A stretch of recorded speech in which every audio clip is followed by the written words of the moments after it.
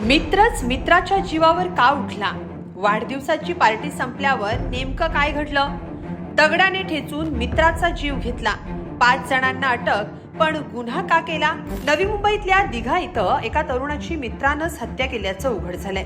किरकोळ वादातून मित्रानंच मित्राची दगडाने ठेचून हत्या केल्यानं एकच खळबळ उडाली आहे. पण तिथं उपस्थित असलेले इतर चौघे मात्र बघतच राहिले. नेमकं काय घडलं? सविस्तर पाहूया या व्हिडिओतून. मित्राच्या वाढदिवसाची पार्टी संपल्यावर एकानं किरकोळ वादातून मित्राची हत्या केली. सोनराज शिंदे असं मृत तरुणाचं नाव आहे.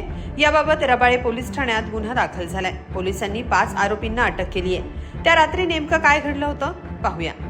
12 एप्रिल रोजी रात्री 2 ते 2:30 वाजेच्या सुमारास दिघा इथं मित्रांची वाढदिवसाची पार्टी सुरू होती.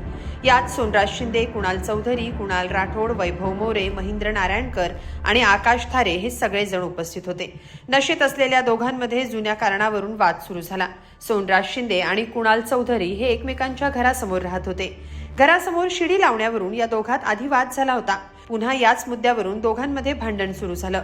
आधी या दोघांमध्ये मारामारी झाली, पण नंतर हा वाद इतका विकोपाला गेला की कुणालनं सोनराजच्या डोक्यात दगड घातला.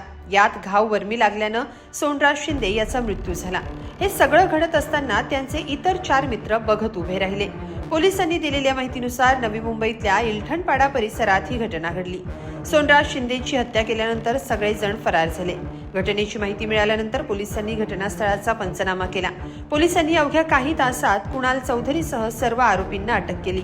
यात कुणाल चौधरी, कुणाल राठोड, वैभव मोरे, महेंद्र नारायणकर आणि आकाश थारे या सगळ्यांवर गुन्हा दाखल झालाय. मुख्य आरोपीला मदत केल्याप्रकरणी त्यांच्या विरोधात गुन्हे दाखल केलेत.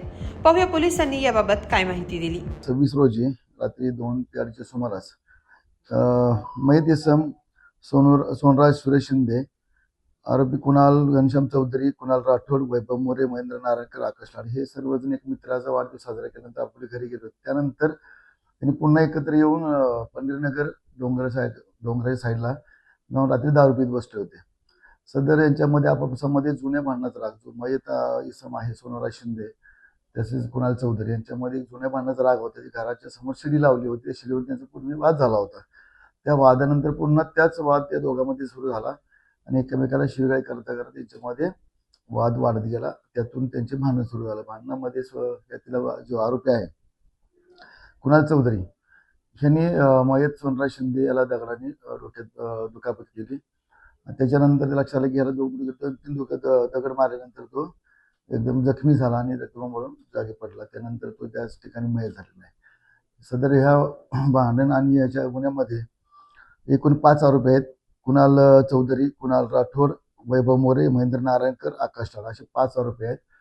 सदर 5ही आरोपींना आपण वेगळ्या ठिकाणाहून 12 तासाच्या आतमध्ये टेक्निकल सपोर्ट घेऊन, तसं आमचे डिटेक्शन पथकाचे 2 पथकाचे अधिकारी संजय गळवे व त्यांची टीम आणि हेमराज साठे व त्यांची टीम अशा दोन्ही पथकांनी या 5 आरोपींना 12 तासाच्या आतमध्ये शोध घेऊन त्यांना आपण सदर गुन्ह्यामध्ये अटक केलेली आहे. या घटनेवरून रबाळे एमआयडीसी पोलीस ठाण्यामध्ये 149/2026 BNS 103/2 115/2 प्रमाणे गुन्हा दाखल झालेला आहे.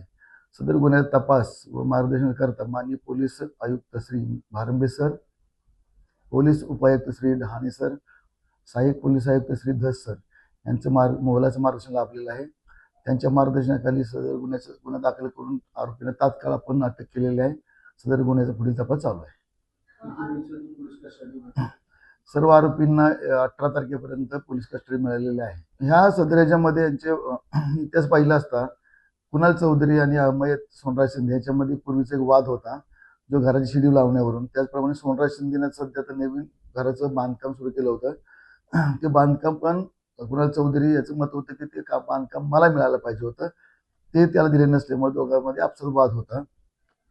त्यानंतर एकत्र आरोपी त्यांना त्यांचा पूर्वीचा वाद उफाळा निघाला. त्याच्यामध्ये दोघांमध्ये मारामारी होऊन त्यानंतर मयत इसम सोनराज शिंदे दगड मारून त्यांच्या जागीच ठार केलेलं आहे.